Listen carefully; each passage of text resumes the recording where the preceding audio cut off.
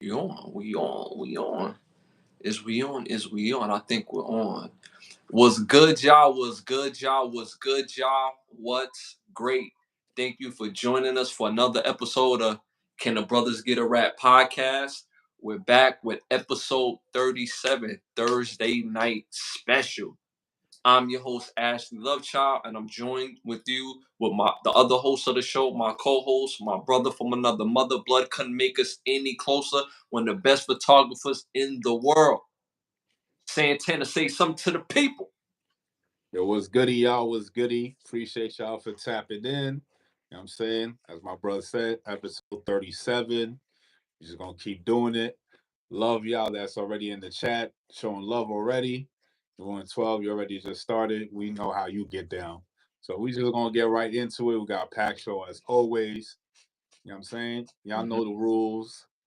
Like, subscribe, share, and be interactive in the chat. Let's get it. That's a fact. Shout out to the chat. Chat in here deep. Pause.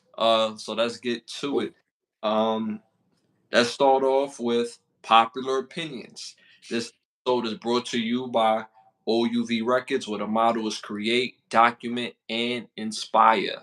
You could go to the Instagram right now and stay in tune to the latest and the greatest with music, new releases, and merchandise. You see the jersey? Yeah, we got jersey. Get your jersey, jersey. And you see the hats in the background. And you see them boxes. Those are actually delivery boxes. So make sure y'all tap in right now. All right. So let's get right into it. First question of the night. My dude rolling 12. You know what I'm saying? You know how I do it. You know what I'm saying? Um, First question of the night. All in their prime. All in their prime.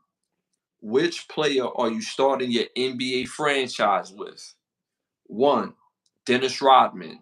Two, Gilbert Arenas.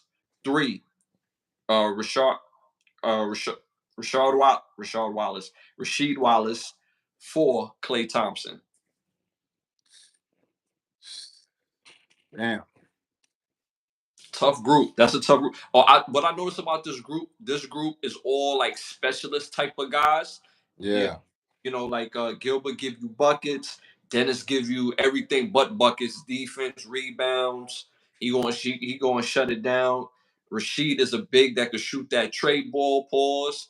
He put it on the floor. He could play D, and then Klay Thompson is a 3-and-D guy, one of the best shooters ever in the game, and he lock you up. So, you know what I mean? Who y'all got? Let us know what y'all think in the chat. Who y'all got in the chat? Who y'all got in the chat? Who y'all picking? Who you got, bro? Steph. No, it gotta be. It's Klay, Rasheed Wallace, Dennis Rodman, and Gilbert Arenas. Shit, with today's game and how it's moving, I'm going with Clay, son. Because he Going does with Klay. both sides of the ball, defense and give buckets. So I need that. Okay.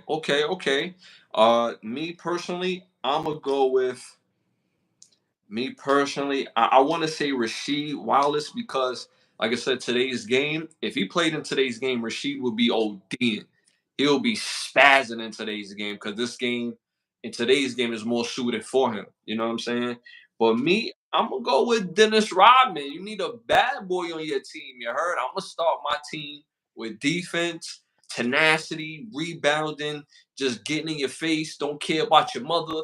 Will dunk on anybody in the lane. Gonna start beef. Gonna be a problem. I want angry players on my team, and I'm gonna start off with the mentality of Dennis Rodman. All right, so I see you smiling, T-Pain. Yo, roll with 12, man. Yo, you too funny, bro. All right, so um, yeah, the rest of the world, they went with Dennis Rodman at 30%. At 30%. All these plays are great, but again, the rest of the world agreed with me. All right, next question. Next question. Which state for women have the sexiest accents? Which state of the women have the sexiest accents? So number one, New York City. Number two, Louisiana. Number three, Texas. Number four, Cali. I saw Rip, Louisiana. Whoo! Whoo, Louisiana clutch, kid. Yeah, Louisiana that accent clutch. is different. Say it again. My bad. Pause. I said that accent is different, son. It's different. Is definitely different. New York, nah. I don't want chicks to be sounding too much like us and shit. You know what I'm saying? All I don't want that. You know what I'm saying? right. So, All right. So what's better, New York, Philly, or Baltimore? oh shit, no, New York. Eh, At That's what least, I'm saying. That's what at I'm saying. least, I mean, the sentence structure and shit, and what you saying, I can understand. Philly and Baltimore, hell nah, Yeah. Yeah. hell nah. Like I said, boy. They going Boston in the chat. I'm seeing Boston, Cali. I'm seeing New York with New York. I love New York when females sound like men. It's crazy. You could keep that. You can keep Oh, those. You can keep those. Yo, y'all make sure y'all hit that like button, and subscribe. Um, but me personally, I don't think they sound like us, but because of the lingo, it's like they sound like us because of our lingo. Like they use like women use our lingo in New York City. You know what I'm saying? But I don't think they. I don't know, cause some of the sexiest joints voice be hella raspy. I ain't gonna hold you. Like I done, you know what I'm saying? I done ran downs, and they was like, "Hey, how you doing?" I'm like, "Damn." Like, okay, your voice is raspy, but you are a 10, baby. Like, come here. But Cali, I like Cali chicks. I seen Cali in the chat. I like Cali girls uh you know, voices and how they talk too. I ain't gonna lie. Texas, they got that little southern twang to it. You know what I'm saying? They do how they do. But I gotta go with Louisiana. There's something about that Louisiana swing hit you with the, you know what I'm saying? You know who belong on this list that wasn't on this list and should be substituted? New York should be out. You know who should be on this list? Mississippi, dog. oh yeah, facts. That's real South. You know what I'm saying? Mississippi women be sounding hella sexy all in their lingo, bro. It be like, damn. You know what I'm saying? Give me a spoon. You know what I mean? Be ready to get it. You know what I'm saying? So I remember seeing this earlier, right? And they was like, yo, how come Tennessee girls is not on the list? Like, you know, because you got Memphis and Nashville. And it was like, yeah, nah, I ain't Yeah, jacking. they all right. They all right. But it's just something about Louisiana, son. It's just that shit is just different, son. Like Yeah, it is. It is. that twang and the sentence structure and how they push it together is like, yo, Yeah. what'd you say again? Ma, say it again. Let me hear it one more time. You said it was over where? Just so she could say it. You know what I'm saying? So yeah, I'm right there with you, bro. Pause. The rest of the world they went with Louisiana at 49%, so they pretty much smoked this list. I think they would have had a better run for their money if New York wasn't on the list and they had Mississippi on here. That's just me personally. You know what I'm saying? That's just Nah, me. the fact. You know So, what I'm saying? Moving on to the next question. Um, Best R&B album on this list.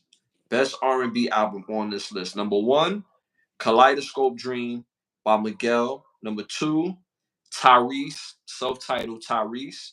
Number three, Marcus Houston, NH. Number four, Sex, Love, and Pain, pause, by Tank. I already know who I'm going with in this one. This one easy for me. These are all dope albums too. All dope albums, and they kind of cover different eras a little bit. yeah, facts. I don't know something about that Tyrese album though. You know what I'm saying? Tyrese album is clutch, bro. It is clutch. That joint is electric, bro. I will tell you that. It will start some. It will get to the destination. You know what I'm saying? Yo, shout out to Sean in the building. Shout out to Sean in the building. My boy Ash got the go home Roger braids. It's funny. Fuck you, yeah. They going with Miguel in the chat. They going with MH in the chat. I'm going with Tyrese. You going with Tyrese? I gotta go with MH, bro. Yo, for some reason, I I know why I stopped listening to Marcus Houston, right? But when I dive back into music, I forgot how much classics this dude got. This dude got bangers, bro. Pause. So I gotta go with that MH album. The rest of the world, they went with the Miguel Kaleidoscope Dream album. So I'm kind of not surprised because he had that big song Adore You or whatever. So that joint was popping. That was a tough album. That was a tough album. But again, you went with the Tyrese joint. That Tyrese album is clutch. That very first one, Yeah, that's what I'm saying. clutch. But that MH though, that joint hit different because you like I just think he brings it on home when you got MH, you got MH, prime Joe Buttons at the time, and you got Kells on the track, bro. That's not even fair when Kells is on the track talking that Piper talk. You know what I'm saying? Yeah, up in the club, John. You know what I'm saying? Up in the club, you heard? So and Joe Buttons had, I ain't gonna hold you, he had a hard bar in that pause when he said next tail tagging, XL wagon, back to the back. You're gonna be jumping on the XL Magnum. Whoa, that's kind of fuego right there. I'm feeling that. I'm feeling that. Yeah, I So miss that era when R&B niggas used to sing, rappers rapped. You know what I'm saying? yeah, yeah. And they came together and collided and made dope music and shit. I miss that shit. He didn't bring that shit back again. Yeah, yeah. Ruin 12, Joe Button. Yeah, Joe Buttons ripped that song. I'm telling you, he ripped that song. If you go and hear that MH album, he bodied that song. So make sure y'all tap into that. Shout out to Oliver Neal in the building. You know, he said, well, you know what I mean. Joe Button. You know what I'm saying. What I say, Joe, it's just my Brooklyn accent. I got a heavy Brooklyn fucking accent. You know what I'm saying? So You know, they get you on know me. what it is. Buttons. It's my accent, y'all. It's my accent. You know what I'm saying? So moving on. What's the best budding cop movie on this list? All right, so we got number one, Lethal Weapon. Number two, Beverly Hills Cop. Number three, Bad Boys. And number four, Rush Hour. I already know I don't even know why I even asked you this. You know what I'm saying? You know what I'm saying? Because you know JoJo knows some ties. You know what I'm saying? Rubber. Rubble, you heard? You know what I'm saying? Yo, we ain't do all that. You know what I'm saying? It was DEA all over the place. Without talking to me? Yeah, remember your pressure points. Remember your pressure points. Much love and respect. Damn your pressure points. Did you just call me a tick? Yo, I don't think your Cubano boyfriend is invited to the wedding. Hey, did you talk to mom? She got Hobbs. Yo, as y'all know, we just running off mad bad boy. Yo, nigga said, yo, you threw out Event naked? Yo, something really wrong with you. You like, yo, titties was out a little bit. You know what I'm saying? Yo, when I come with the thunder. You feel the dents in the bed? You know what I'm saying? It comes from all that. All that. You know what I'm saying? Yo, how about a pickle? Can I eat a pickle?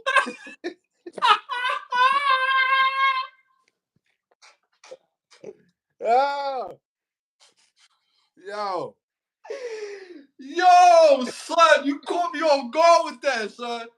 Yo, he said, how about the pickle? Can I eat the pickle? Pause, son. Whoa.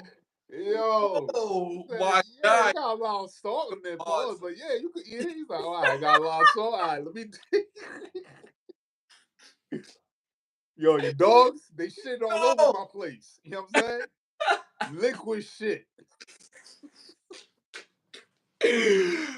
Yo. I was gonna get rid of it anyway. You know what I'm saying? I needed a new look. All right, my bad, chat. Y'all already know I'm going with Bad Boys, so that's what I'm going with. You know what I'm saying? Damn, yo, that was a few minute tirade of one of my favorite movies of all time, Bad Boys. Yo. And it's a ultimate quotable. You know what I mean? I quote the movie for life. You know what I'm saying? Facts, bro. One Damn. thing you gonna know about me, I'm gonna quote a movie for sure. And Bad Boys is on the Yo, upper echelon of my but quotables. You know what I'm saying? yeah, you know what I'm saying? Yo, Uh, that was funny though. They going with Beverly Hills Cop in the chat. I see a RoboCop. RoboCop not even on the list, man. Bad Boys, Beverly Hills, Rush Hour. So he put his in order than the first one. All of them joints go. Yeah, that's a fact. All these joints is hitting. All these joints is hitting. The list is made to be hard. Pause. As you can see, both me and my brothers gonna go with Bad Boys. The rest of the world, the chat is going with Beverly Hills Cop. And there's some mixed reviews, but the rest of the world, it said Buddy Cop, right? yeah, Or buddy cop movie. Yeah, my bad. Well, well, yeah, never mind. He had the two other cop niggas.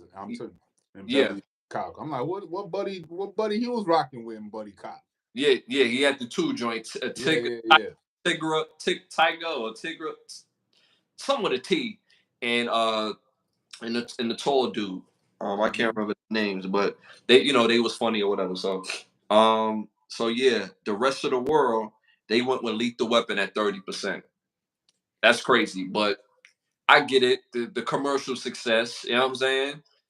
Danny Glover brought the comedy relief, you know what I'm saying? So still dope, you know what I'm saying? But still Bad Boys for life, you heard? Yeah, sale Bad Boys for life. You know what I'm saying? All right, so moving on to the next question. So next question is, which fight would you rather see in their primes, right? Marvin Hagler versus Roy Jones Jr. That's one. Number two, Mike Tyson versus Muhammad Ali, right? Number three, Oof. Sugar Ray Leonard versus Floyd Mayweather Jr. Ooh. So it's gonna be that three right there. Mm. Shout out to Johnny Cash in the building. Was goody. Yup. Uh, Like button. I like to see Sugar Ray versus Mayweather because of the tactical ability of these guys and how they gonna try to outperform each other. You know what I'm saying? Yeah. Like that should be crazy to see. You know what I'm saying? Yeah, that would be fire. Ash versus T-Pain. Crazy, man. Uh Me personally, I really mess with that fight, bro. I really mess with that fight. But I want to see Tyson and Ali, bro. I want to see Ali dancing, sticking and moving, pause, and Mike just classic Mike. You know what I'm saying? Just waiting for that opening. You know what I'm saying? And open up like a motherfucker. You know what I'm saying? Just I mean, Open like a smoker, Gina. Open like a smoker. You heard? So I think I want to see that fight. In the chat, we're seeing Mike and Muhammad. We're seeing Roy Jones all day. Beast versus Intelligence. That's a fact. That's a Beast versus Intelligence. Cause I tell you one thing: if Mike get in them the defenses, Ali, woo! But if Ali can stay on the outside and stick and move and pop him and frustrate him, that'll be what Martin say. You got Bob and use your weave. Bob and use your weave. No, that was Sinead. Bob and use your weave. You got Bob and use your weave, you heard? Yo. So I think that would be a dope fight, but I gotta give props to Roy Jones Jr. and Marvelous Marvin Hagler because that's pretty much like Ali and Mike Tyson fight. It's just a middleweight fight. So, but I gotta go with the big boys. Pause. You know what I'm saying? Rock it with the big boys. You know what I'm saying? Tyson versus Ali. The rest of the world went with Tyson and Ali at 40%. So yeah, so that would be a dope fight. I would that they need to come out with these games that we could actually, kind of replicate the feeling. You know what I'm saying? And just really just bring that, bro. Pause. Right. Martin Fiends. Get out of here. Uh, I know we love Ali, but Mike gonna be too much to handle. That's what I'm saying. But Ali is a classic magician in the ring. Like, and Ali got power, but we're not gonna say Ali got Mike Tyson power. We already know that off the rip. But I think it depends where Mike comes in the ring. Pause. If it's I want to eat your kids, Mike Tyson vibe, then that's the scary day. it's a scary day, but Mike going to sleep. Mike going to sleep and eat your kids vibe. Now, if we're talking about Mike Tyson, technician, like, perfect beast killer, then yeah, Ali going night night. Cause that type of Mike, he was a little bit more like patient. Like he gonna bust you open, but he was a little bit more patient to get the power punches. But each of kids Mike was coming in the ring hot, bro. Like if he rocks you, it was over. But you better dance like you ozone up in this piece. So I think that would be a dope fight if we ever could see something like that. Yeah, they going crazy in the chat. He would get tired before. I think it'll just be a dope fight. He said that would be a scary day. I'm telling you, man. I wish. Roll with 12 at it again. Yeah. So yeah, so again, the rest of the world went with Tyson and Ali at 40%. All right, last question for popular opinions. Who was the best TV dad on this list? Number one, Philip Banks. Number two, Carl Winslow. Number three, Floyd Henderson. Number four, Cliff Huxtable. And I probably know what the typical answer gonna be, but I know who I'm picking. You want to hear my choice first this time? Yeah. I'm gonna go with Floyd Henderson, bro, from Smart Guy. I'm going with Floyd Henderson for Smart Guy. Reason being, he's raising 3 kids all by his dirty. You know what I'm saying? His wife died. He runs his own business. You know what I'm saying? So he stand on principle of his business. You know what I'm saying? And he's there for his children attentively for his kids. And he still could, get a few lottie dotties. You know what I'm Still saying? pull them. He was still pulling them. You know what I mean? So I'm going with Floyd. You know what I'm saying? Pause. Who y'all got in the chat? I see Yeah. Carl. Nah, that's a good choice right there. I'm seeing a lot of in the chat. First thing first, rest in peace, Uncle Phil. That's a fact. James Avery, rest in peace. That's a fact. That's a fact. Big time dope actor. Big time dope actor. I'm seeing a lot of Carl Winslow in the chat. Who'd you pick, bro? I gotta go with Uncle Phil, man. Uncle Phil? Gotta go with Uncle Phil. Like, Good pops.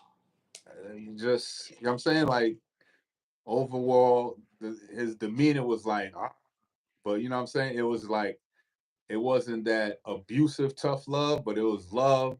It was tough. It was funny. It was nurturing. Um, he was just all around a good example of what a man should be. And it didn't have to be, he didn't have to be fucking OD muscular, nothing like that. But Mm-hmm. anytime Uncle Phil was in the, you know what I'm saying, in the scene, he always took over and shit. You know what I'm saying? Honestly, bro, when I think of his character, I think he was probably like the most lenient out of all of them. Like Uncle Phil was hella cool. Uncle Phil just had to come out, like he had to, you know what I'm saying, put foot to ass when they was trying to play him on the show, especially with Will. Like they trying to run games. So it's like, yo, come on, like I'm a judge, baby. Like, why you gonna try to run game on me? Like, why you gonna make me do this to you? You know what I'm saying? Like, you my son, my nephew. Like, I don't want to do this to you. You know what I'm saying? Even both Aunt Vivs was messing with Uncle Phil's piece. You know what I'm saying? He just want to chill. You know what I'm saying? Enjoy a little for waffle. You know what I'm saying? Just chilling in his dirty. You know what I'm saying? Even the butler giving him hell. You know what I'm saying? So you know what I mean? Uncle Phil just want to work, come home and chill. You know what I'm saying? Right. Everybody living in the mansion that he built. Like, you let know what him I'm saying? breathe. You know what I'm saying? Everybody comfy. You know what I mean? So I think he was the most lenient and the most like chill, but I gotta go with Floyd Henderson. I'm seeing a whole lot of Carl Winslow in the chat, so nobody picked Bill Cosby. I just think that's the most typical answer. You know what I mean? But it's like, Yeah. So, but the rest of the world, of course, no surprise, they picked Cliff Huxtable at 50%. Bill Cosby playing Cliff Huxtable. So again, that's no surprise. I just think that's so typical for that. So Yeah, they got next time with these, they gotta give their reasons why. Like why you pick Bill Cosby. You know what I'm saying? Or like why? Yeah. If they Yeah. could do that in the popular opinions when people put their answer, like why you pick that answer. You know what I'm saying? Yeah. Yeah.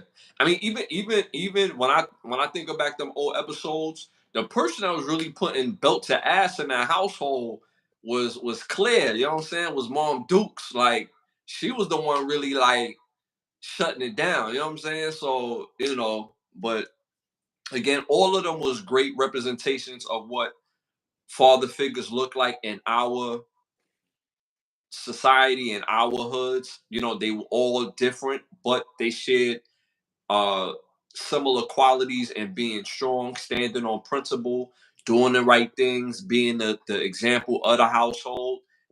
As the kids got older, they started being challenged by the kids, and they still was able to resolve things with love and understanding and forgiveness.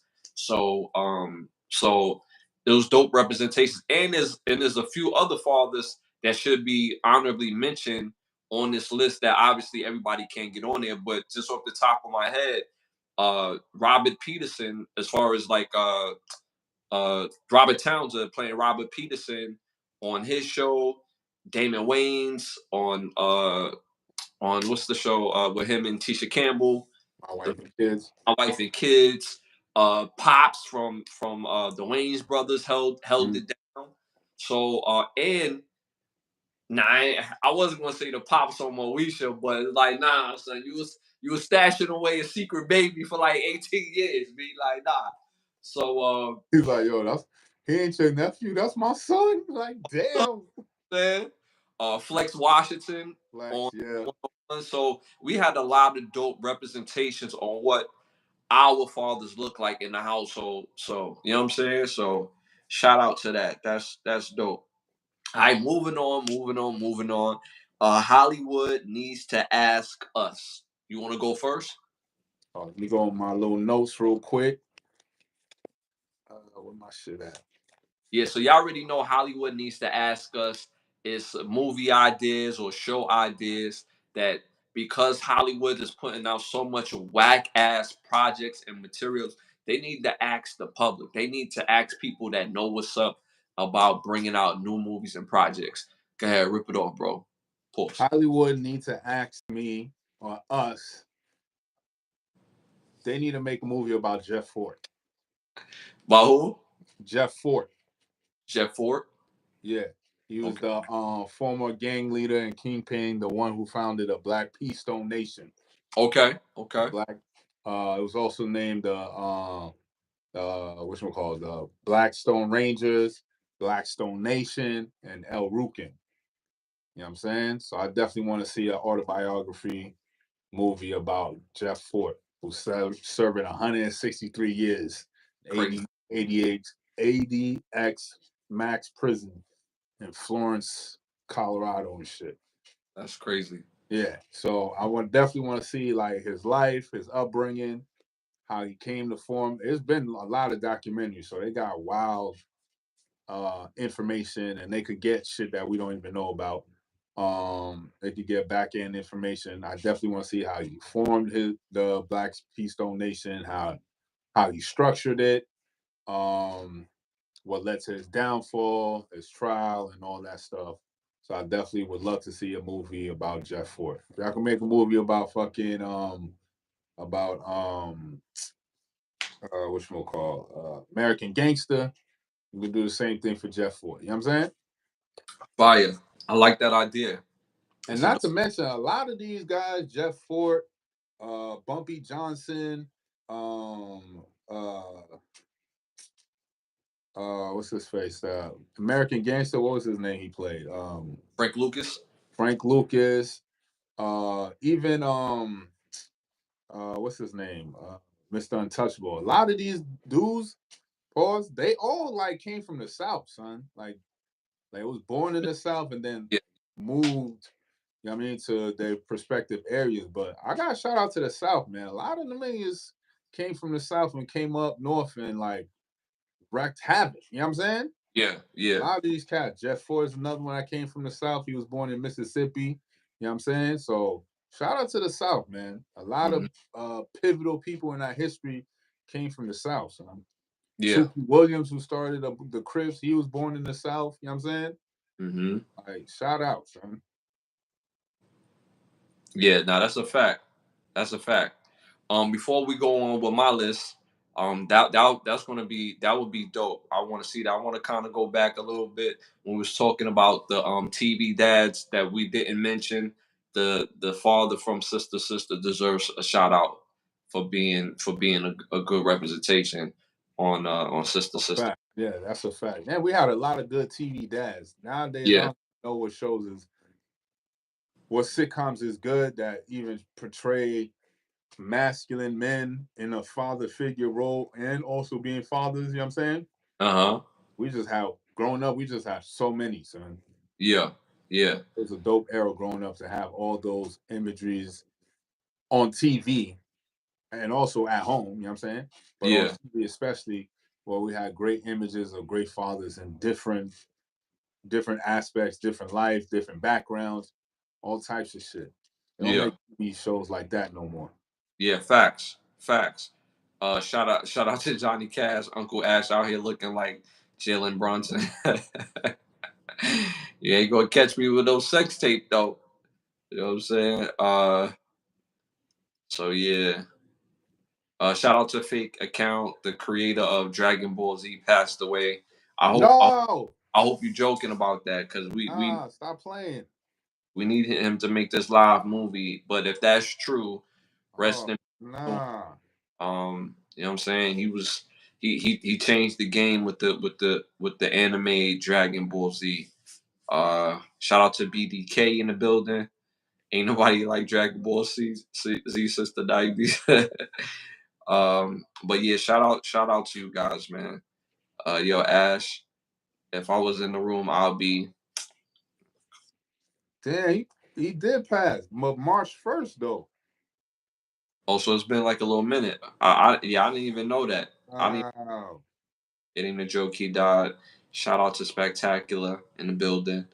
Uh, Oliver seems like it's the trend of Southern roots with parents, grandparents that migrated now, and That's crazy. yeah, that's a fact. Like even my parents is from the South, and you know, obviously me and my brothers, we was raised in Brooklyn, so you know what I'm saying. But our family, like I said, is from the South, so it's not. It's kind of like typical that you hear like all these families that's from like the Mississippi's, the New Orleans area, the Alabama areas. They got the hell up out of there and they moved to places like New York, Chicago, California, Florida. So it's not surprising regarding that. So yeah. All right, so Hollywood needs to ask us. So my idea, what I want to see is a new Newsies movie. I don't know if y'all ever heard the Newsies in the chat. You can look it up. The movie is called Newsies. It is a musical, right? But I don't want to make it so musically. That's probably like the only musical that I even like. But I don't want to make it so musical like. I want to kind of make it more up to date and spruce up the cast a little bit. But this movie was top tier. This is a young Christian Bale, Mr. Batman himself, starring in this movie, and he bodied this movie. It's Mhm. about these kids that they newsies. They go around selling newspapers. The leaders of the newspapers try to go up on course for their distributors. So now they got less money in their pockets after selling newspapers and they went on strike. So I want to see that movie redone, but more. I want to see it more up to date, upscale type of vibe. This is a type of movie I would love to produce myself. I don't know who I would want to direct it, but to star in it, I would love Regina King, Tiana Taylor, Oli Sholaton, Akira Akbar, Michael Beach, Jeffrey Wright, the legendary Jeffrey Wright again, Alex R. Hibbert, uh, uh, Denny Robinson, and Chris Brown. I would love to see them update this, and I think it will be fire because the premise alone is super fire, and it takes place, I believe, like in 1910, 1920s.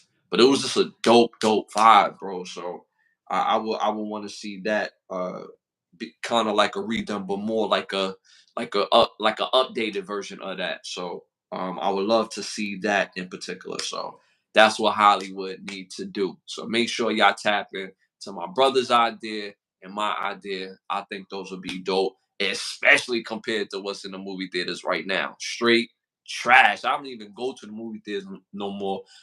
The biggest reasons because all the movies that come to movie theaters is ass. So here we go. All right, moving on. Make sure y'all go to patreon.com at Can the Brothas Get a Rap Podcast. Again, patreon.com. Can the Brothas Get a Rap Podcast. All right. So moving on to our must see segment, one of our popular segments on the show.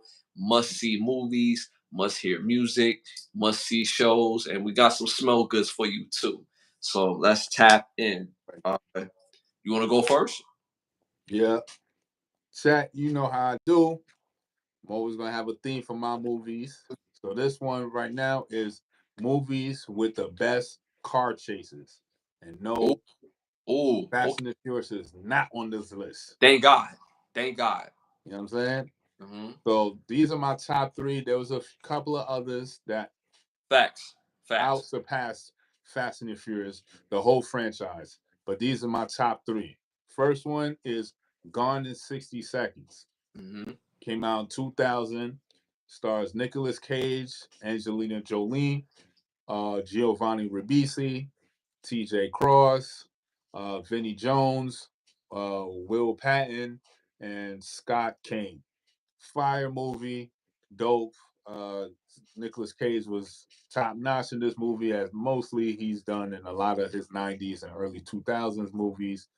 Just a dope movie, and you just gotta go see it. You know what I'm saying? Go Yeah. see it if you haven't seen it. Now, Hmm. this next one is really could have been on my CIA / covert jaunt, but Hmm. because in the movie the car chases was just too litty, it Hmm. had to go on this list right here.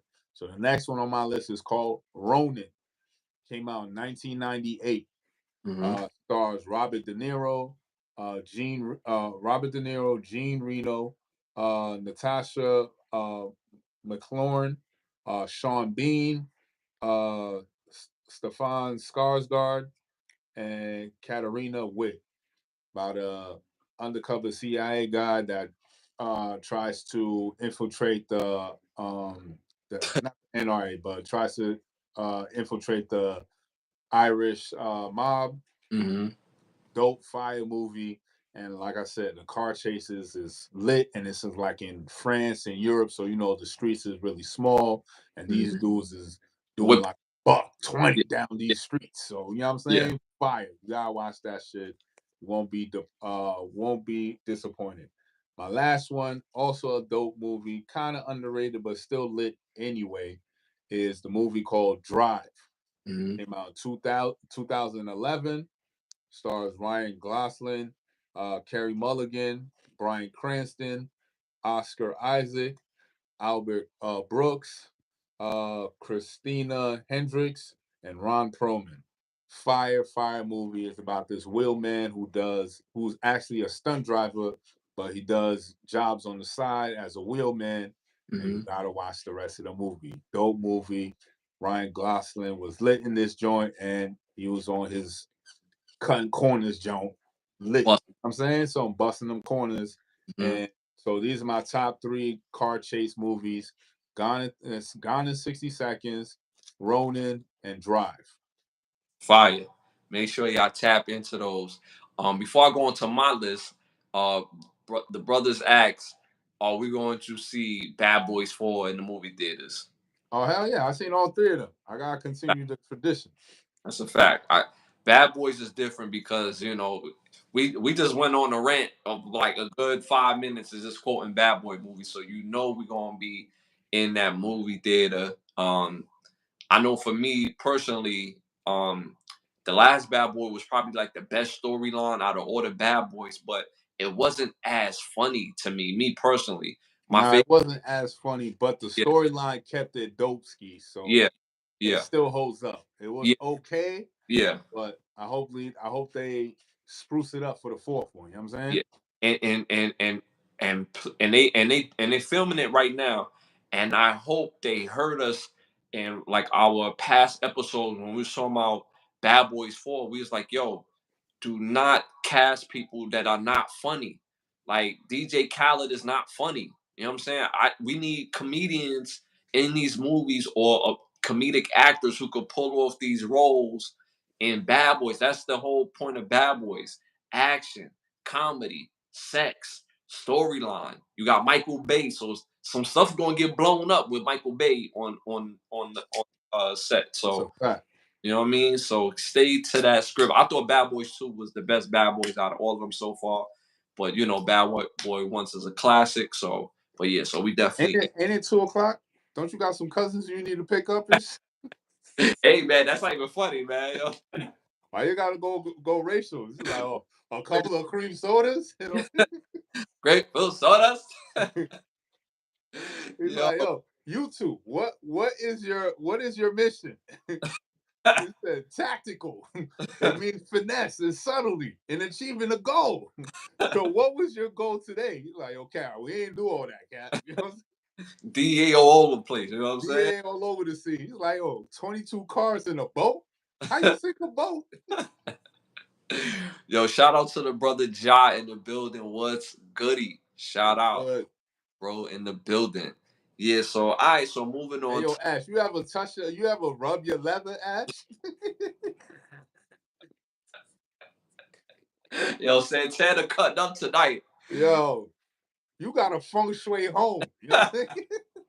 You got a Ving Shui. You got a feng shui. Oh.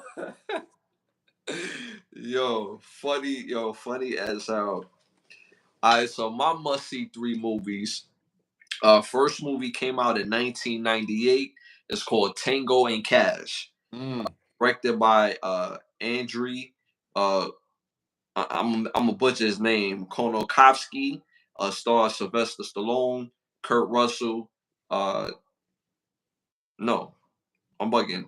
Sylvester Stallone. Yeah, Kurt Russell, Terry Hatcher, Jack Palance, and Byron Jones. Tough movie. Obviously about 2 cops. They got different ways of achieving a goal. One just like to get straight to it. The other be on tactical and and subtlety. And you gotta see the rest of the movie. It's a dope movie. Tango and Cash, classic film. My next movie came out in 1996. It's called Bulletproof. Directed by Ernest Dickerson. He got some bangers as a director. He's done Juice, Bones, Surviving the Game, Never Die Alone, Demon Knight. So he got a lot in his arsenal bag of directing movies. Stars Adam Sandler, Damon Wayans, and James Cain. Fire movie. It's about this con man. It's about 2 con men becoming best friends. One is actually an undercover cop, and you gotta watch the rest of the movie. It's a fire classic 90s movie, so make sure y'all tap into Bulletproof. All right. My last movie is called Running Scared. Came out in 1986, directed by Peter Hyams. He's done Time Cop and End of Days. This stars Billy Crystal, Gregory Hines, Joe Papatino, legendary actor, by the way, and Jimmy Smits. Fire movie about 2 Chicago cops. They trying to get to the big drug dealer in the neighborhood. The big drug dealer is making all types of move in the hood, and he just got out of jail. And as soon as he got out of jail, he got him money, bag full of money, in his briefcase. His drug empire is up and running. He got his goons running the streets. He in the crib digging some chick out, and you gotta watch the rest of the movie. It's a fire movie. It's hilarious, by the way, and you gotta tap into that classic prime Billy Crystal. So that's Running Scared, Bulletproof, and Tango and Cash. Fire movie, son. Dope. All right, so moving on to must hear music. All right, so my first album that you must hear, I'm gonna give y'all some R&B fire tonight. Marcus Houston, veteran album that came out in 2006. Make sure y'all tap into that album. Fire Move album from front to back. Probably his best album in his catalog. Second, I go with a playlist for my second. Make sure y'all make y'all a Death Row playlist. They got nuclear bomb bangers of songs. Make y'all a Death Row playlist. 2 hours of just and play your favorite songs on that as well. Don't play the typical ones. Play your favorites. It's straight fire.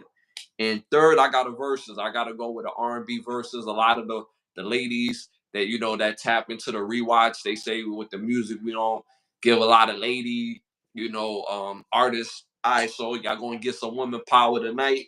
So for verses, we got Sierra versus Seven Streeter. So again, y'all know how verses work. You take their top 20 songs, let them play rapid fire. You got you an hour and a half of really good music. So make sure y'all tap into a Sierra versus Seven Streeter versus a Death Row playlist, and Marcus Houston veteran album that came out in 2006. What they said in the chat? Do you like? Do you look like Marcus Houston? I've been hearing that all my life, bro. I've been hearing that all my life, Johnny Cash. I've been hearing that all my life. Gotta be out, fellas, in chat. Love and respect. Yo, salute to you, Oliver, for tuning in and tapping in. Make sure you hit that like button on your way out, and we see you on the Sunday show. So make sure y'all tapping into that music right there. All right, you got a classic show for us? I'm gonna go to my classic cartoon show. You know what I'm saying? Okay. This one was one of my favorites when it dropped. It was Avatar, The Last Airbender. Son. Mm-hmm. Fire, fire, fire. Can't stress it enough. Fire series. It was 3 seasons, came out 2005 to 2008. The voice actors were Jack Deseni, Zach Tyler Eason, Dante Bosco. Y'all probably would know Dante Bosco as Rufio from Hook. Yeah.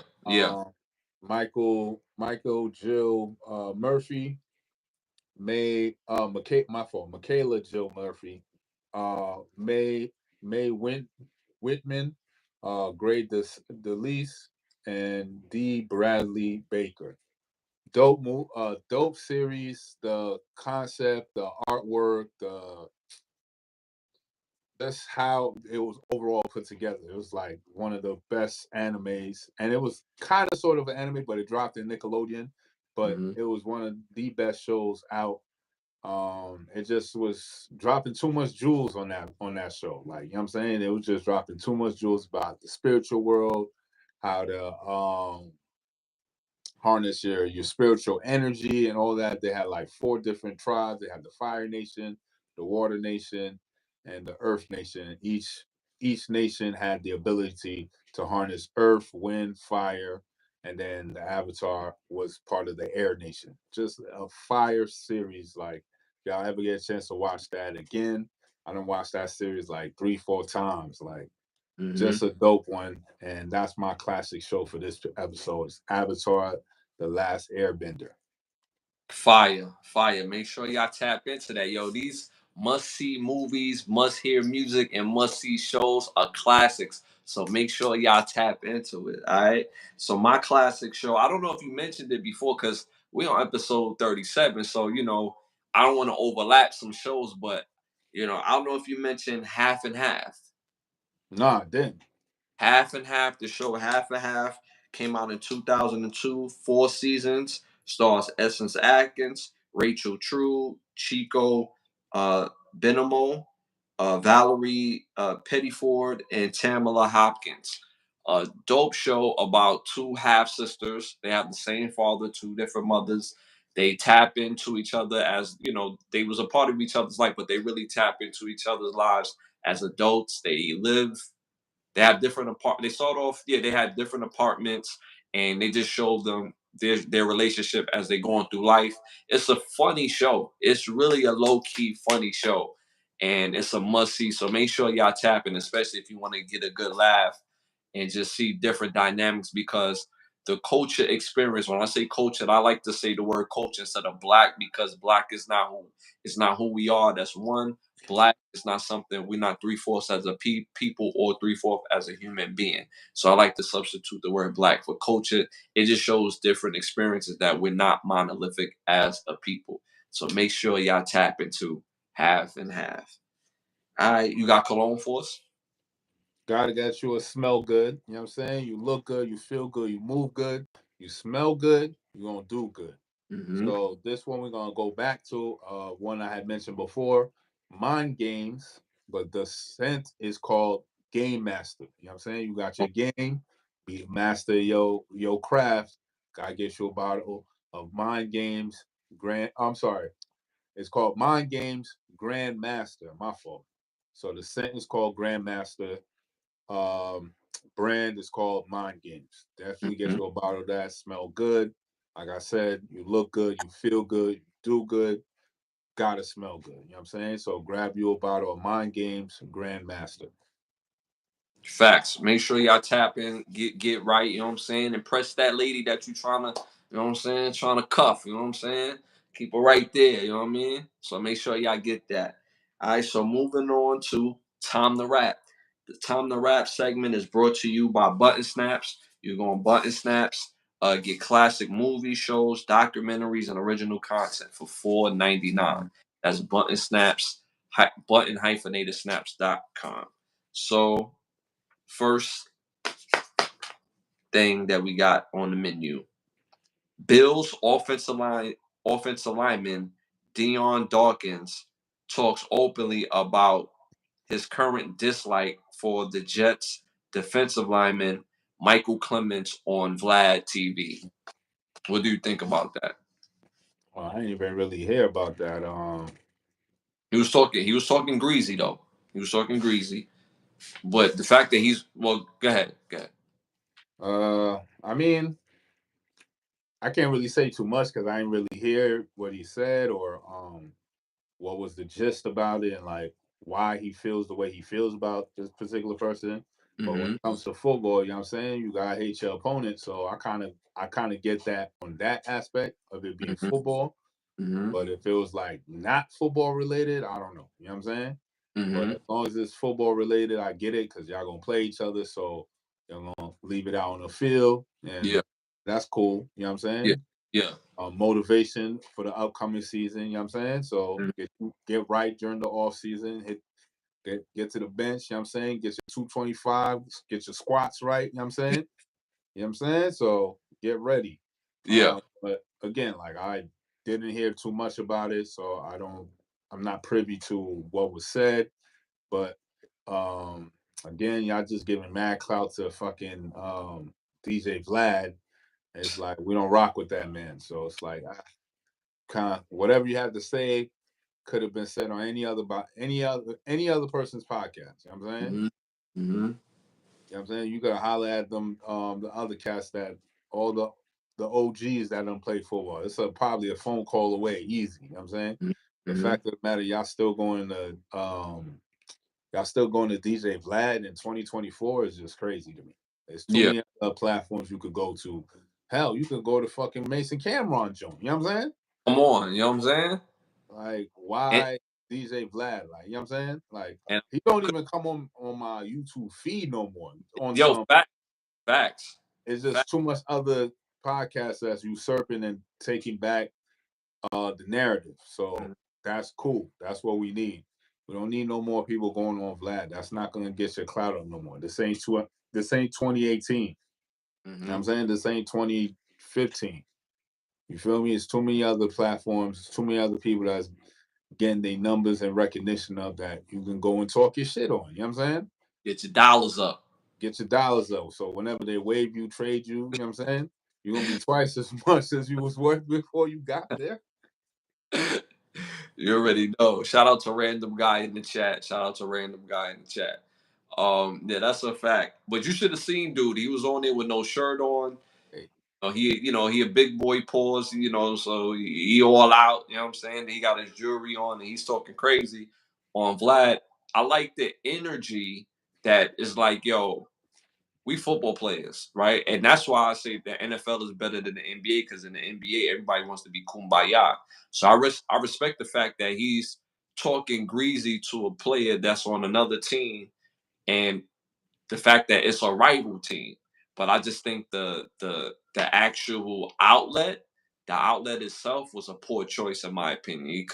Like I say, like you said, you could have went to anywhere that is popping outside of Vlad to do that. So you know, I wish you could have seen it, but it was something to be seen. All right, moving on.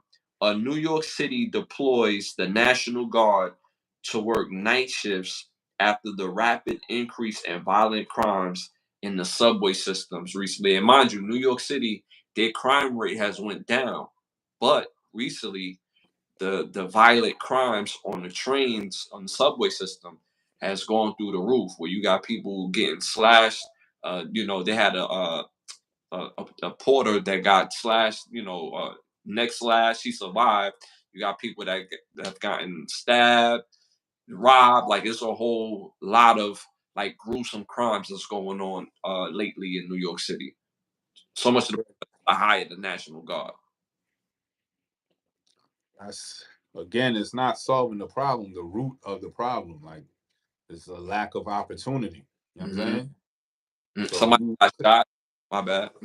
taking away the money that could be funneled and create opportunities to now policing and still no opportunity. You know what Hmm. I'm saying?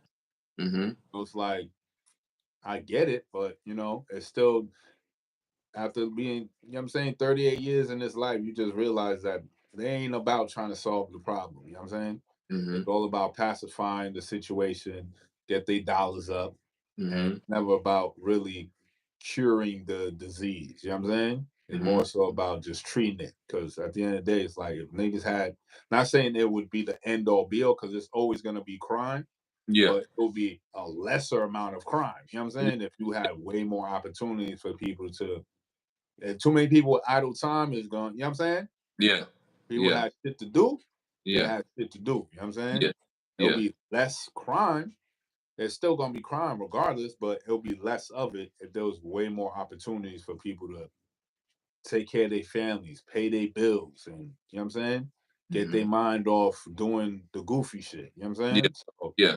Facts. uh, hiring the National Guard, like damn, that just remind me of the movie The Siege. I didn't even think that shit would ever happen. You know what I'm saying? Yeah. Yeah. Facts. Facts. To see this now, because again, it's people that have been shot, stabbed, cut. Like it's all types of stuff going on in the train station, in the subway station in New York City, and a place like New York City, it matters what's going on at night because it's really the city that never sleeps. If you've never been to New York City, that's one thing about New York City. It's a city that never sleeps. I've been to several different cities and states all through this, all through this United States, and the nightlife in other places is shut down at 2. The Right. latest places stay open is probably like 3, the latest. Lucky. But and that's like you just said, that's luck to hear you open till 3 in other places. But New York City, you could literally be walking out of a club at 6 in the morning, literally. So it's really the city that never sleeps. So they need to make sure that people feel protected and be able to move about in the city, and not just the people that live there, which is most important, but they don't care about the people that live there. But when you have tourism coming there, people gonna be afraid to like get around. And if people are afraid to get around, they not spending no money.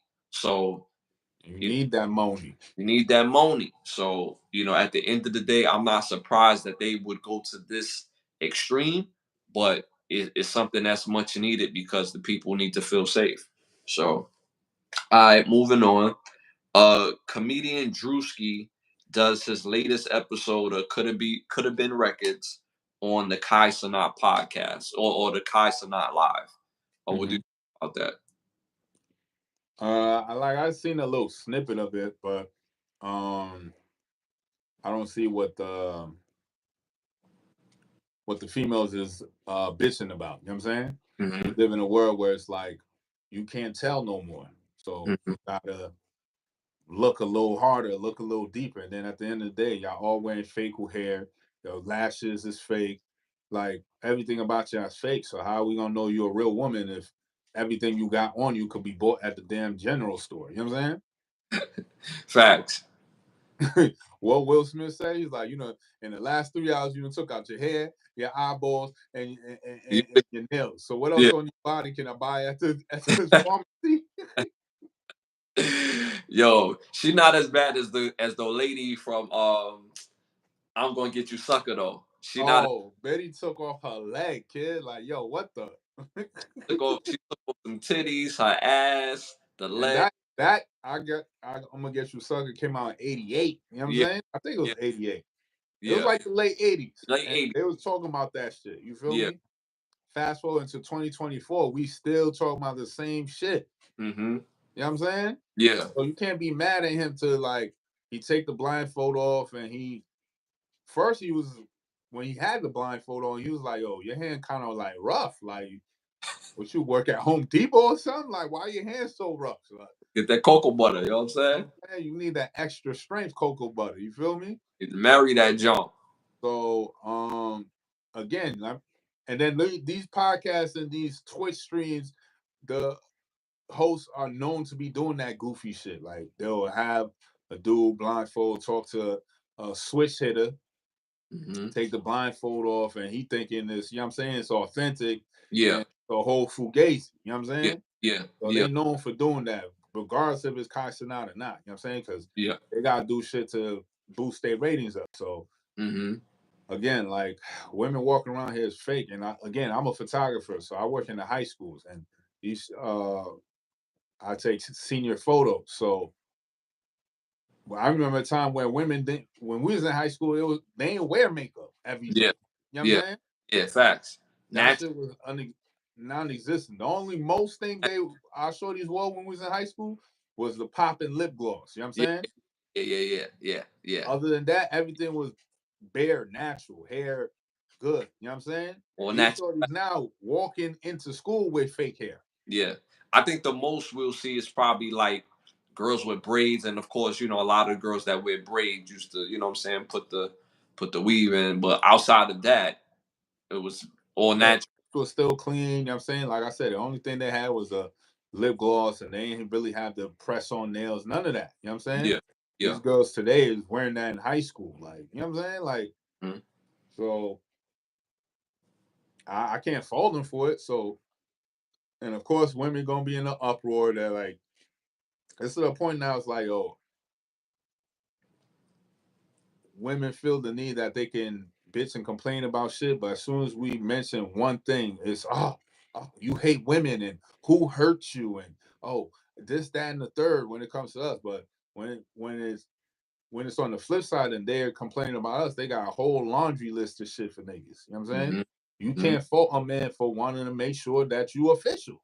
Because Mhm. y'all all walking around here with fake ass, fake titties, fake hair, fake eyeballs, fake teeth, fake hair and nails. Like, you know what I'm saying? Yeah. Yeah. Yeah. That's a fact.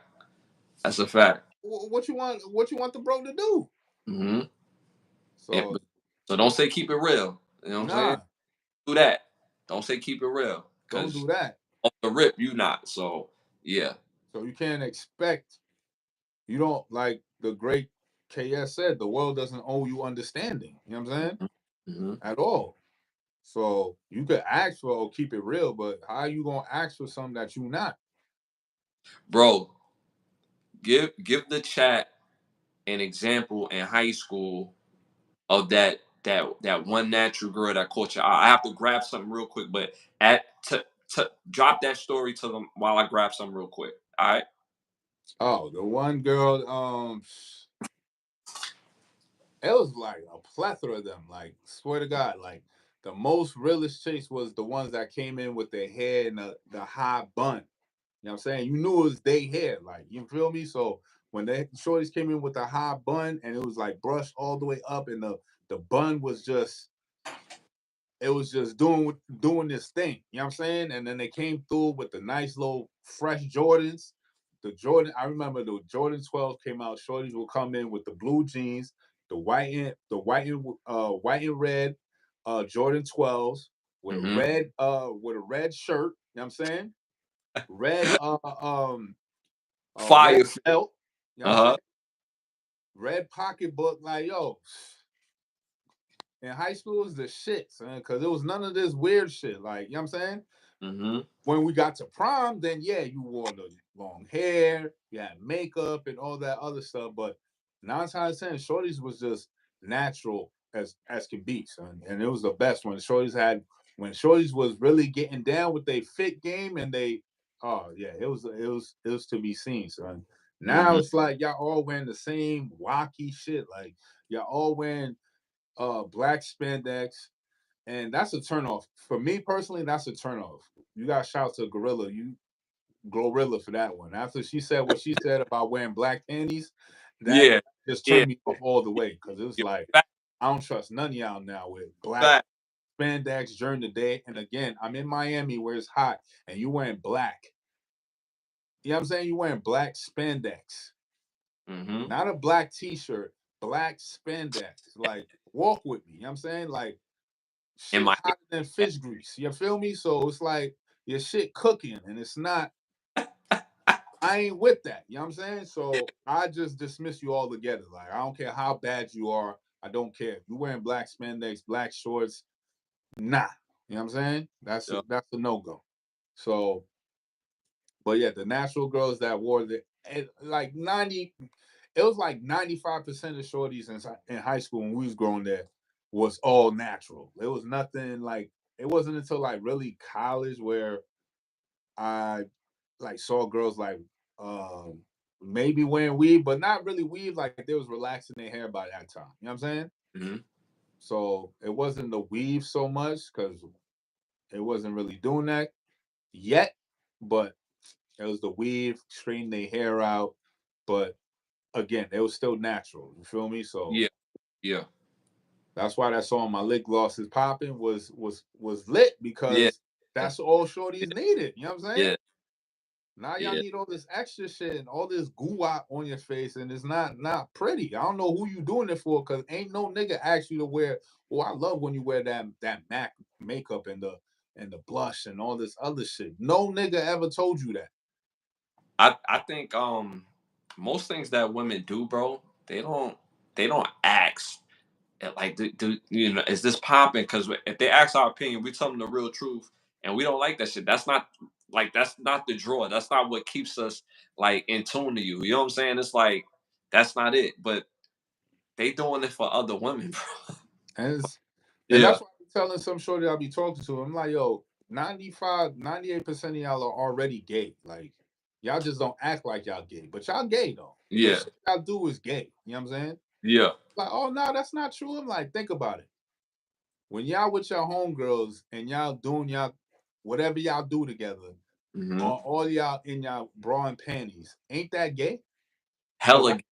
I can't be with my mans and them. We chilling and we all in our drawers just in the room. Like that's wild Moski. You know what I'm saying? Nigga, what cause a fight? Like, nah. Fight. You know what I'm Nigga. saying? And Yeah. and again, it's like back to the Drewski shit. It's like 30 niggas in this nigga room. Like, what the fuck is y'all doing, son? Why can't you just have that shit in the living room? You know what I'm saying? Yeah. Why is 30 niggas in your bedroom, son? That's sus, my nigga.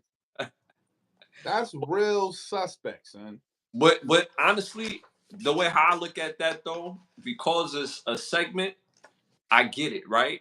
And because it's kind or not, I get it, right? But at the same time, that lets you know how much Kai Sanat has really like risen to where he's at, where they gotta come to his room. It's one thing to do an interview in his room. It's a whole thing to do like a whole contest in the nigga room. You feel what I'm saying? Like, so it's like they need Kai to get that No, like I get that part, but it's still Mo because it's in your bedroom. You know what I'm saying? Your right. bedroom's a sacred area. You know what I'm saying? Yeah, yeah, yeah, yeah, yeah, yeah, Energies ain't supposed to be in your bedroom. That's like me coming to your crib. You my mans for 20 years. yeah, You know what I'm saying? I'm yeah, not just gonna go in your room, my nigga. yeah. You know what I'm Facts. saying?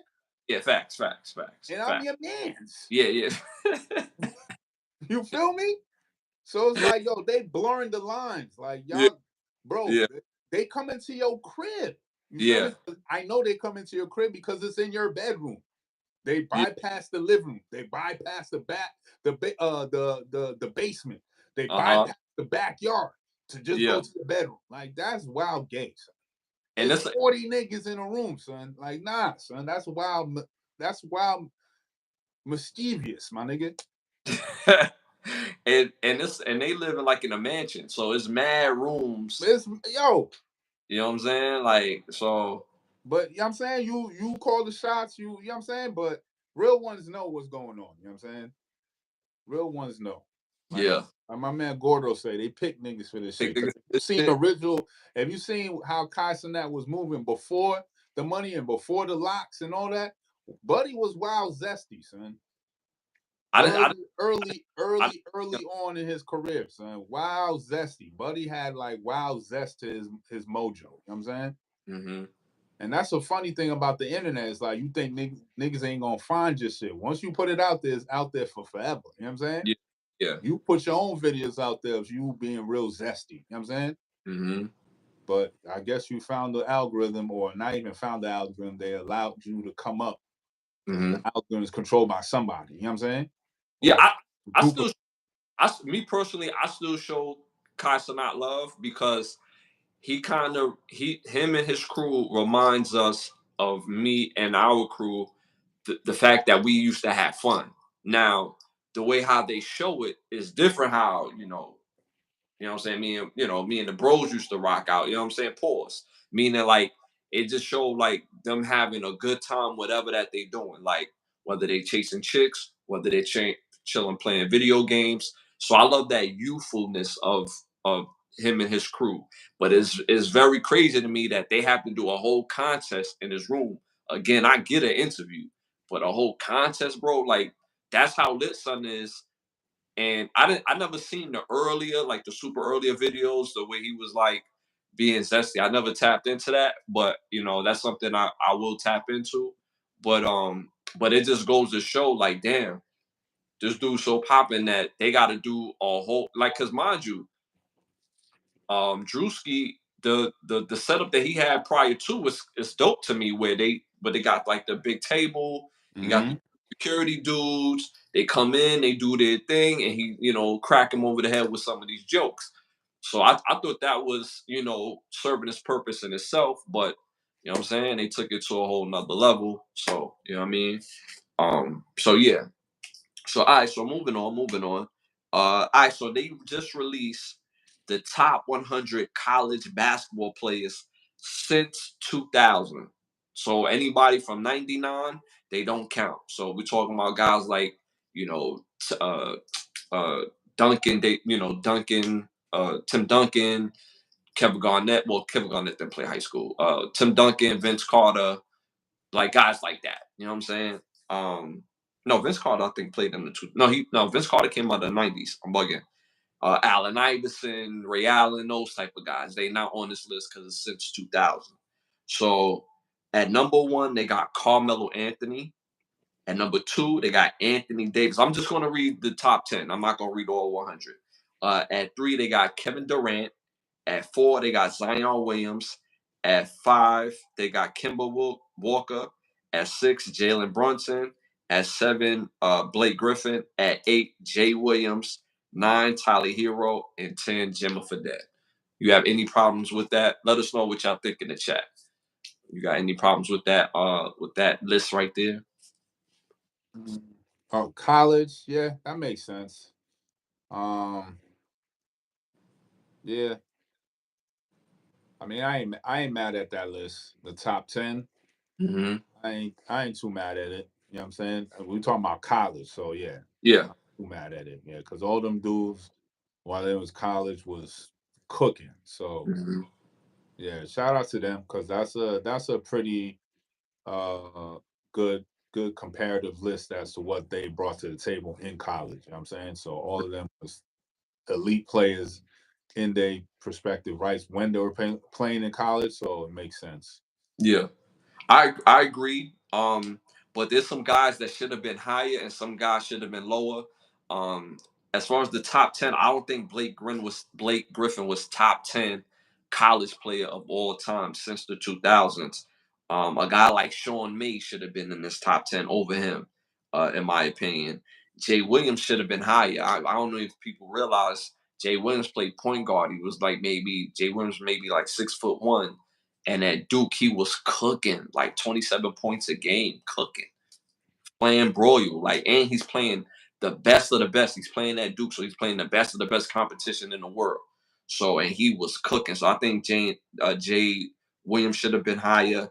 Tyler Hansborough did do his thing in college, but top 10 is a stretch for me. Again, I'm going with Sean May over him. Pause. What's bro name? From he played on Miami. He played on oh man, he's a lefty. Michael Beasley. I think Michael Beasley is better than Tyler Hansborough in college. I would have went with Michael Beasley. Jimmer Fredette was a problem in college. Top 10. It's arguable. It's arguable. It's arguable. He has a better stake at the claim to me than Blake Griffin. Blake Griffin was good, but he wasn't like, you know what I'm saying? Like, he was good, but like, Sean May used to really, you know what I'm saying? Really used to kill. Kimba deservingly need to be on this list. Jalen Brunson, those guys killed. Carmelo, Anthony Davis. So yeah, so I disagree with the order, but I do agree with majority of the list. I don't think Tyler Hansborough is top 10 on this list, and Blake Griffin, I don't think he's top 10 on this list either. So, but still very solid list. It's not, like so crazy or whatever, where it's like they really off their rocker for making this list, me personally. All right, so moving on. Dylon from Making the Band, Diddy's Making the Band. He says that the skit with my God, he says the skit that Dave Chappelle does when he's top 5 rappers alive and he go Dylon, Dylon, Dylon was a factor in slowing down his career. What do you think about that? But didn't he say that shit himself before Dave Chappelle came out with the skit? Right? Supposedly he said he's never said it. Supposedly he said he's never said it. Now I could have heard my ears. No, no, you know what? I think one of the cast members said it. I think it was Chopper that made the joke about it, and then Dave Chappelle hearing it and just what I'm saying, because I think that's what it was. I think Dylon made a joke about it, and then not Dylon, Chopper made a joke about it. Because you remember they used to have their confessionals or whatever. I think he made a joke about it, and then it took a life of its own. So he could be right in the fact that he said he never said it. But what do you think about But that? my thing was, it was his braggadocious energy about. Oh, I remember this scene particularly where he was like, "Oh, I want to work with Wyclef more than I wanted to work with Puff," Yeah, and then, yeah, yeah, yeah. but you come out with ass product. You know what I'm saying? Your shit's ass. Yo. Now, like, I'm not saying I'm a fucking writer or a musician by far by any means and shit, but what you saying you do this? You know what I'm Yeah, saying? yeah. So you gotta come out with some hot shit, and you didn't produce nothing. And then to that too, because I remember that episode when Wyclef came to the studio, he worked with him, and he was giving backlash, not backlash, but he didn't understand how the recording process worked.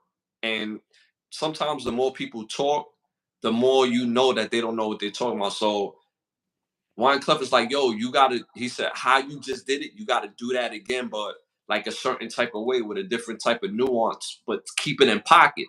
So every time Dallon did it, he did it completely different than than the last take. And he's like, yo, just keep it in pocket. I'm not asking you to do a build or a bridge, just keep it in pocket.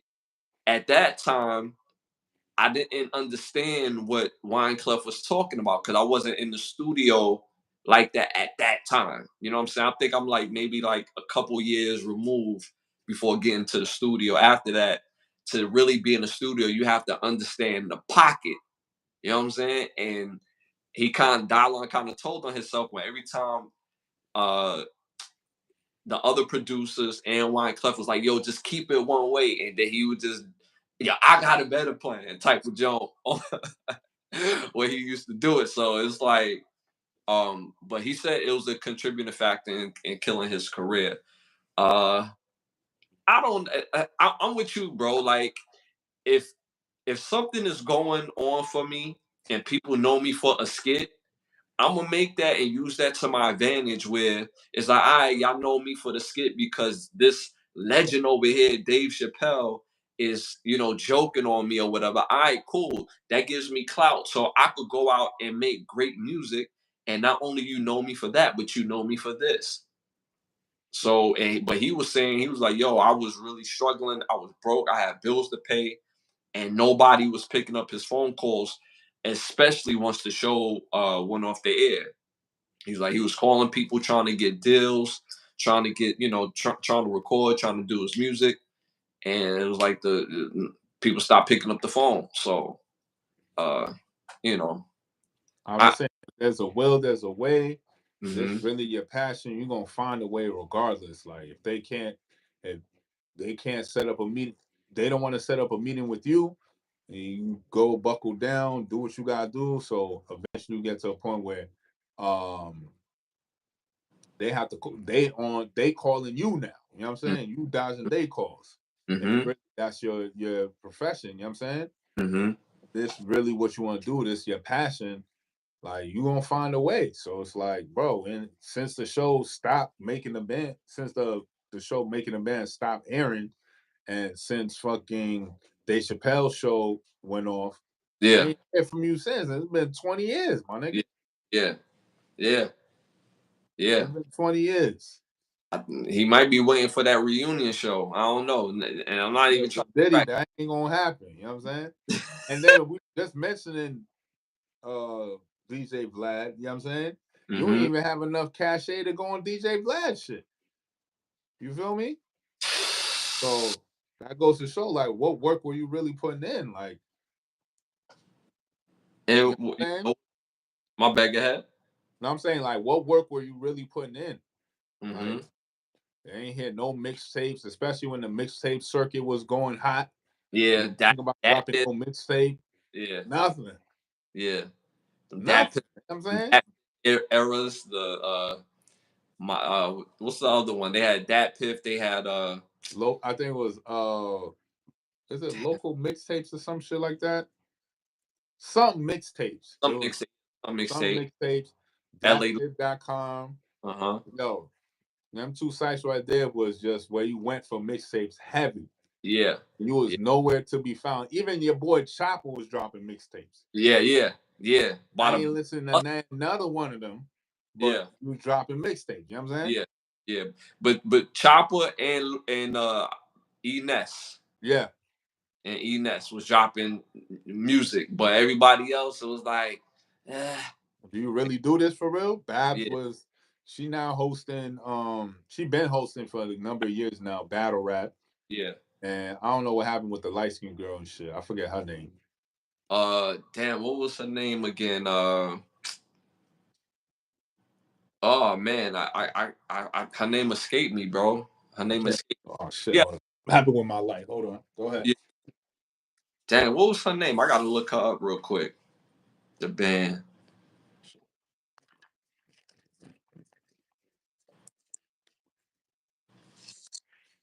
Sarah. That was her name, Sarah. Sarah. She, that Sarah Soaks. Yeah, that's what I'm saying. Like nobody else really didn't drop no work. So it's like if music is really what you do, it's your passion, and you really want to pursue it, you're gonna pursue it. You know what I'm saying? Mhm. Nothing's gonna stop you. Like, all right, yeah, Dave Chappelle made a joke about you. Like you said, you could use that to your advantage. What? So I guess I really like again, I could see on the other side, like it hit you so hard, like you couldn't bounce back from it. You know what I'm saying?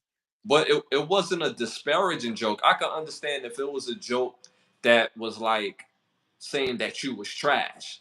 The joke was pretty much saying that you feel like you're the best ever. That, like, when they say the joke, they're like, "Yo, who's the top 5 rappers of all time?" And it go die line, die line, die line, die line.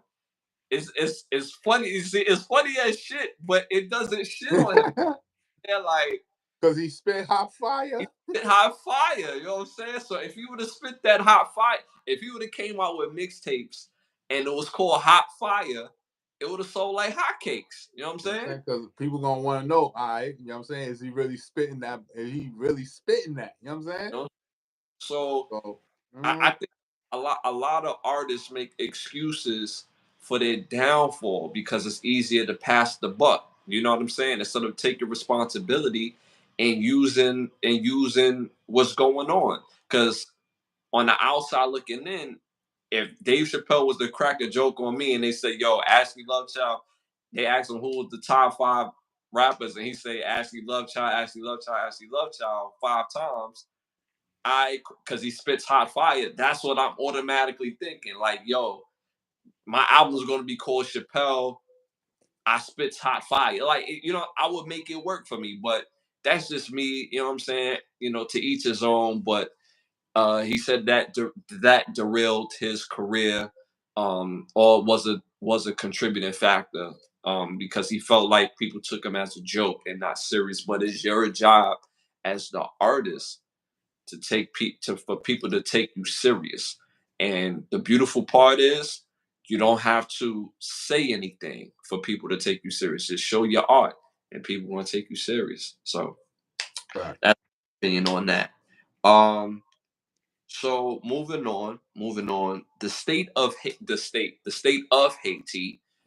So there's been issues with the latest leader of Haiti, and you had like a band of guys in the streets that is in opposition of the new leader of Haiti, or acting leader of Haiti. So what they've done, they band together, they mobbed and took over the prisons. They killed the guard, and they got everybody that they had in this particular prison. They released them all. So now those guys, who are some of the most dangerous, they said that they are some of the most dangerous guys in the on the island of Haiti, or portion of Haiti. Now that they're on the loose, so they could be anywhere in DR, they could be anywhere on their way to Florida, um, or they could be somewhere in Haiti, banding to take this new acting leader down that's making moves and decisions that they're not agreeing with as a whole. Mhm. Uh, what do you think about that? All right. It's just been one tragedy after another. Um, I'm from Haiti, so it's like it's just hard to see my country the way it is. Um, mainly because, like, yeah, we could blame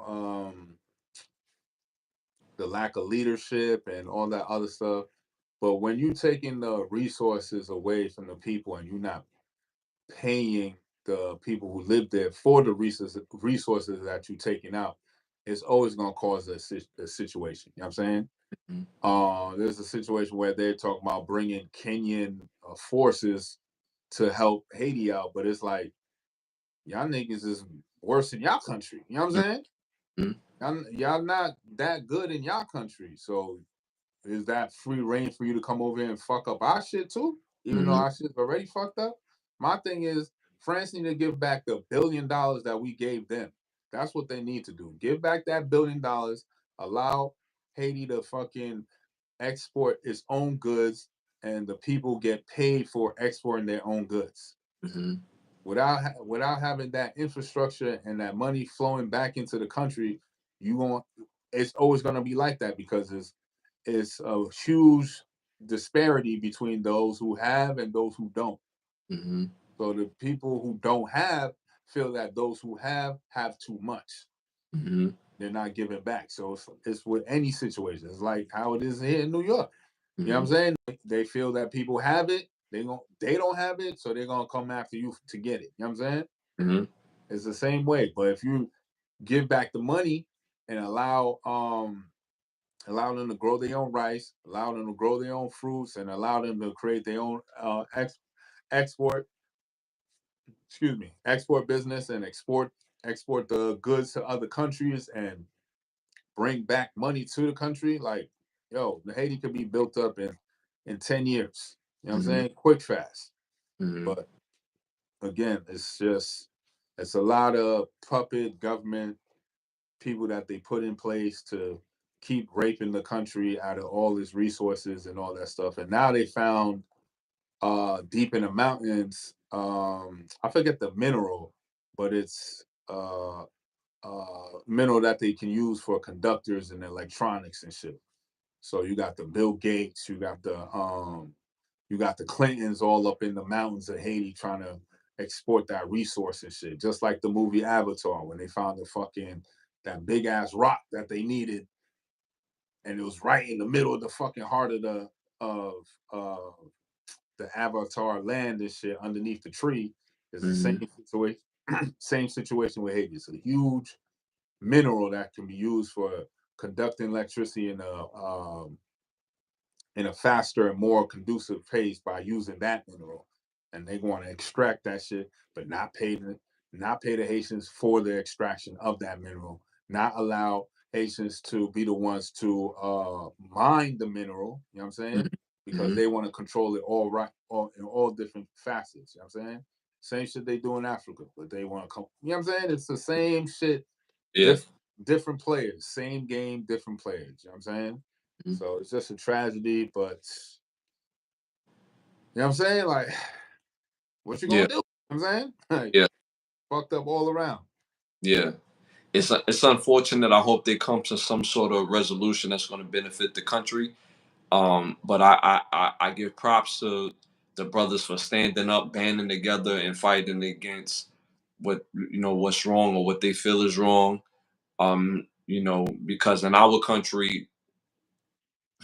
we don't band together in that fashion. You know what I'm saying? Like they're taking action and what other people would consider extreme action, they're just taking action. You know what I'm saying? So I commend them for standing up and standing on principle or what they feel. So I hope there's some sort of resolution. Wholeheartedly, I really hope that there's some sort of resolution that's going to benefit the country in itself, the people in the country, and yeah. So all right, so moving on to petty thoughts. This segment is brought to you by Bravo Section. Make sure you tap into bigbravosection.com. Again, bigbravosection.com. Right now, you can go on bigbravosection.com and book a session with one of the best photographers in the world in the Miami area.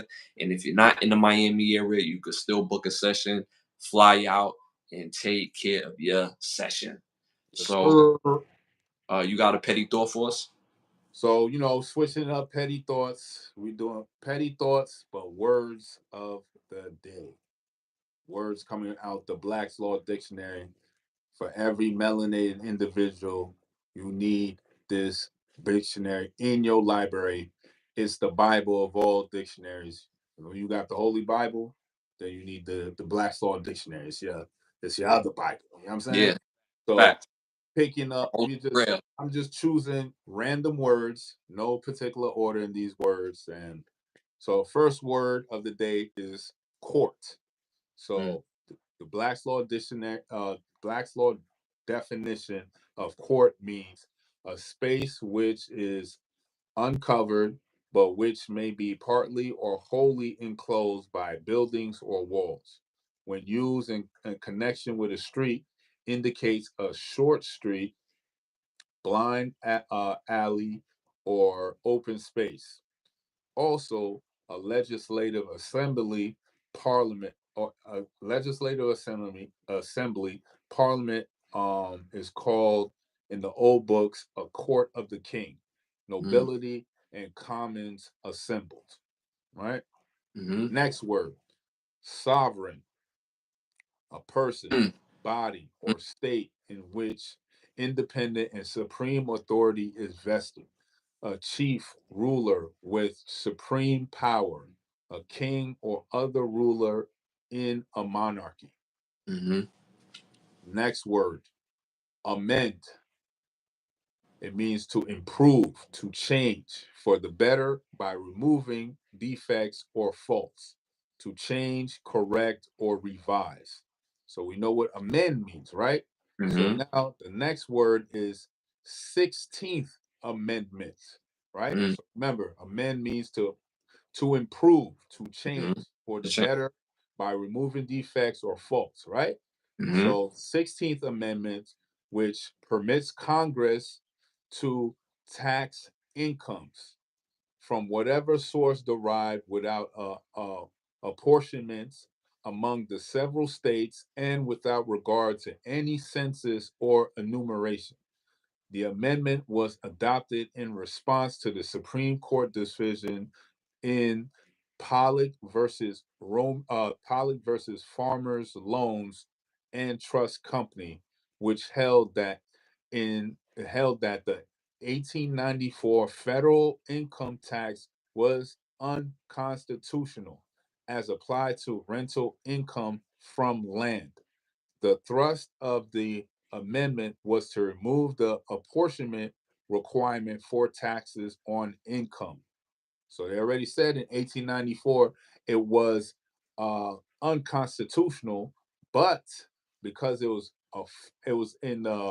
about land, the thrust of the amendment was to remove that apportionment, which is the land part, the requirement for taxes on income.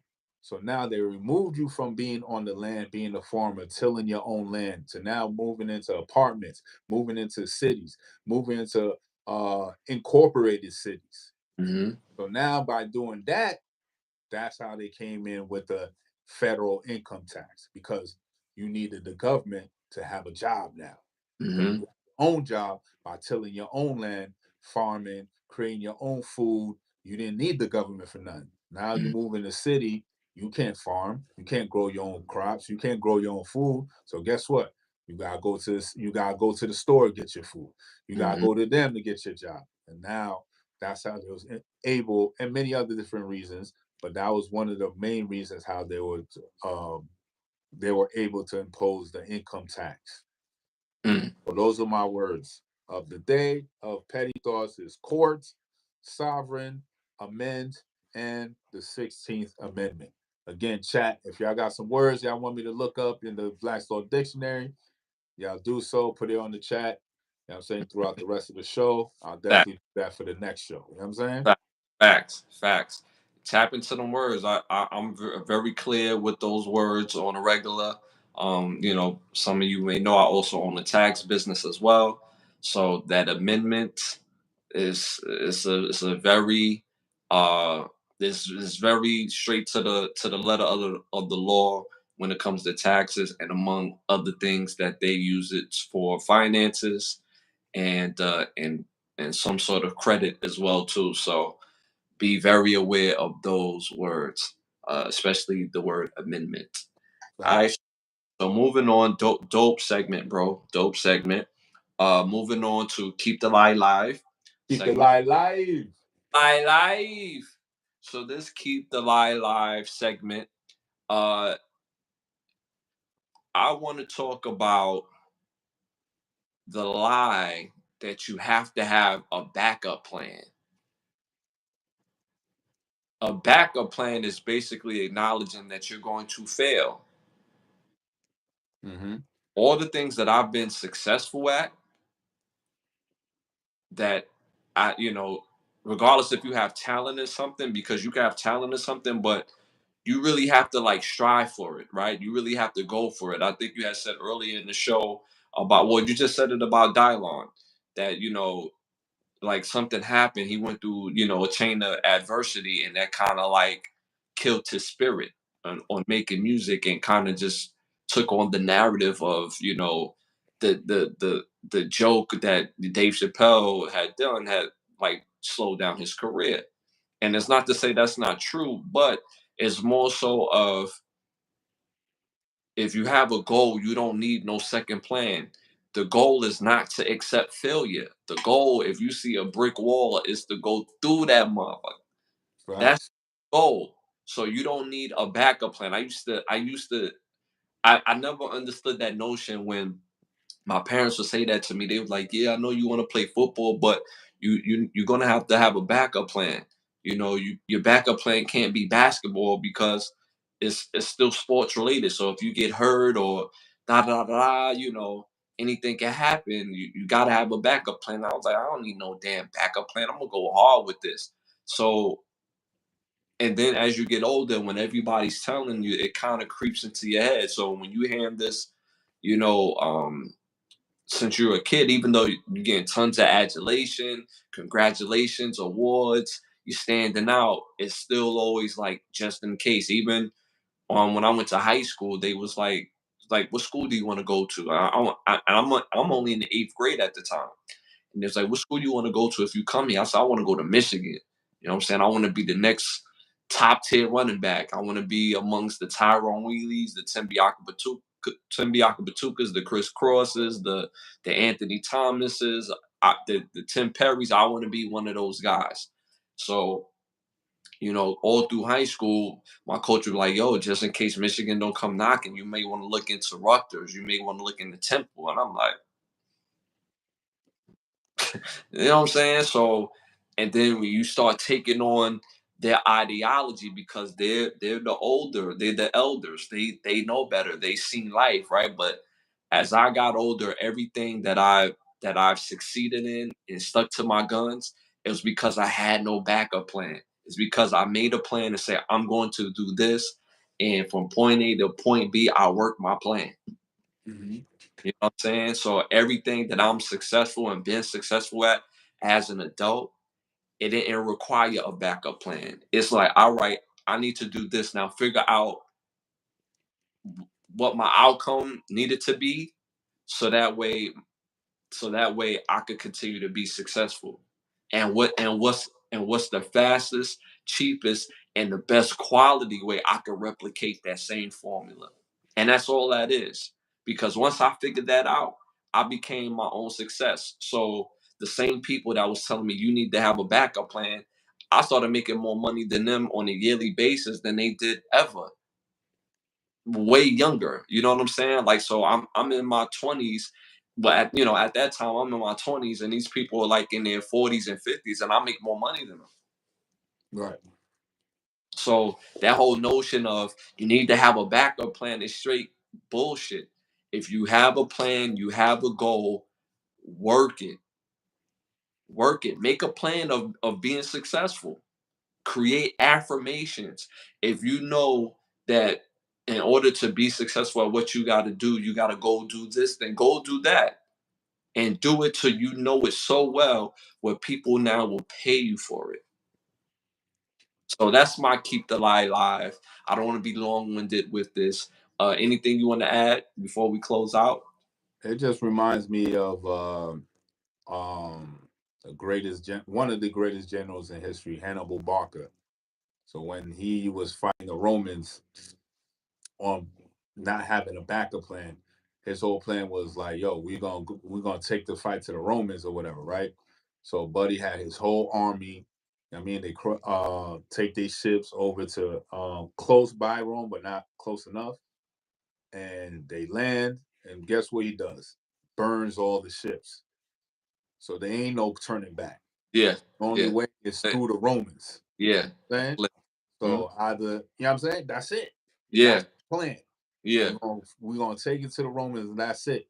So my point of saying that is there is no other plan. There is no other plan. The plan is the plan. That's it. You know what I'm saying? hmm So it's just the society makes you want to like, oh, have plan. What about a plan C? Like, nah, son. Like hmm your first plan is your best plan, and that's it. But because we in a society where it's like, oh, this may happen and that may happen, you start now chipping away at your own confidence and chipping away at your own belief in yourself to making your plan work for yourself. You know what I'm hmm saying? Because I had a wild, crazy week, um, bro, I just came up with this new fucking catchphrase. It's like, my problems ain't your problems, and your problems ain't my problems. Meaning, whatever I got going on my end, I'm making sure that I get my shit done. You know what I'm saying? Mm-hmm. But we deal with people that they want to bring their problems to your table, right? Mm-hmm. But it can never be the other way around. Mm-hmm. They can't handle your problems. Mm-hmm. But for some reason, they can come to you and bring their problems to you. Mm-hmm. But it can never be vice versa. You can't bring your problems to them because you know for a fact they can't handle not near another one inkling of your problems. Not near another. Ain't Not nobody. near another. You know what I'm saying? Bro, pause. So like that's why it's so evident about sticking to your plan, sticking to what you know, sticking to um believe in yourself and knowing that you're gonna see this through. If you just take it one day at a time, your plan is gonna blossom, so Mm-hmm. regardless of what anybody else think. Because at the end of the day, they're not building a nation of thinkers; they're building a nation of workers. So all they know what to do, how to do, is just work because Mm-hmm. it's easier. It's Mm-hmm. hard to go out on your own and build something on your own, but that's how quote unquote they made America great, right? It was a bunch of people that went out on their own and built shit. Mm-hmm. But now you just quote unquote everything is built up, and Mm-hmm. there's no need to build nothing. Now that's a lot because the shit is deteriorating. So we need a new crop of new builders to come in and build new ways of doing things. You know what I'm saying? It's not a new way, it's just a different way and a better way. Because ain't nothing new under the sun. All the shit has been done already. It's just recycle and repeat. But we just in a position now where we could pivot it a little bit and make it better for the next generation. You know what I'm saying? So stick to your plan. There is no plan B. Plan A, what you came up with, is your best plan. It's your best bet. You stick to that shit. And matter of fact, you bet on yourself, you're always going to win. You know what I'm saying?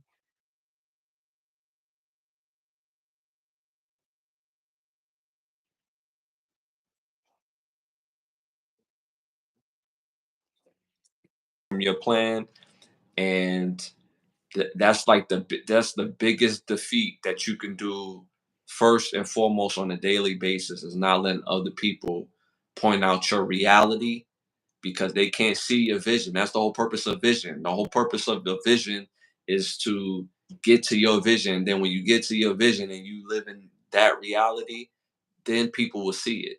So it's not for people to see your vision and be like, yeah, I can see that. No, it's yours. So understand that and hit your goals and you'll be where you want to be and need to be in your life. So that's my keep the lie alive. Um any other thing you want to add before we close up? Nah. You already know we did a hell of a show this evening. You know what I'm saying? Yeah, Appreciate everybody who was in the chat. Uh, facts. you know what I'm saying? Y'all already know what it is. Like, subscribe, share, and appreciate y'all for tuning in once again Good on at Can the Brothers Get a Rap Podcast. You feel me? Can the Brothas Get a Rap? You know what I'm saying? Shout out to our sponsors of the show, Bravo Section, Button Snaps, and OUV Records. If you're interested in becoming one of the sponsors of the show, you can hit me or my brother Santana on Instagram. You can hit me up at Ashley Lovechild on Instagram or hit my brother on his Instagram at. Y'all can definitely holler at me at Bravo Section underscore. That's Bravo Section underscore.